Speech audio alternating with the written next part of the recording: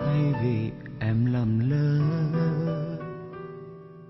Cũng bởi vì yêu em nên anh đang dối lòng mình để ôm lời hứa của em trong tim.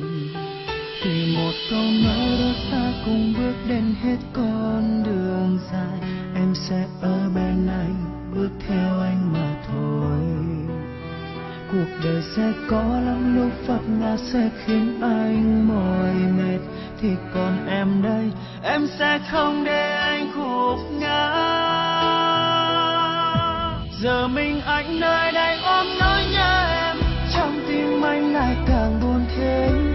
Suy nghĩ anh sai vì sự thật em lừa dối, tình yêu anh trao em đã quá ngu ngơ, sao chỉ để một mình anh nhớ. Dẫu em có biết em cũng không mang đến, rồi thời gian trôi đi lời hứa phai màu, câu yêu thương chẳng còn bền lâu.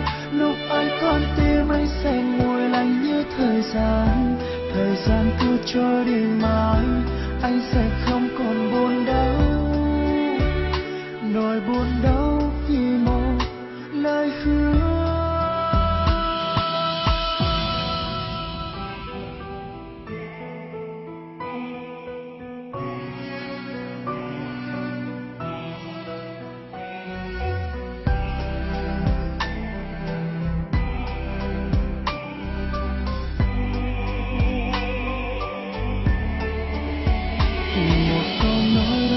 Cùng bước đến hết con đường dài, em sẽ ở bên anh, bước theo anh mà thôi.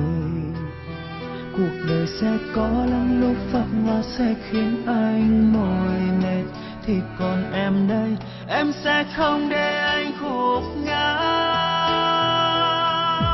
Giờ mình anh nơi đây ôm nỗi nhớ em, trong tim anh lại càng buồn thêm. Suy nghĩ anh sai vì sự thật em lừa dối, tình yêu anh trao em đã quá ngu ngơ, sao chỉ để một mình anh nhớ.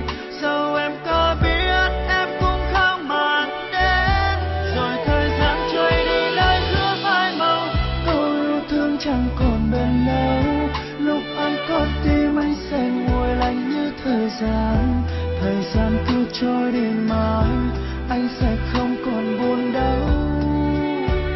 Nỗi buồn đau vì một lời hứa.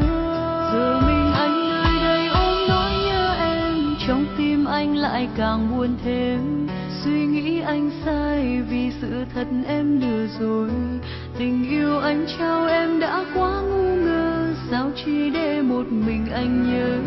Dẫu em có biết em cũng không mang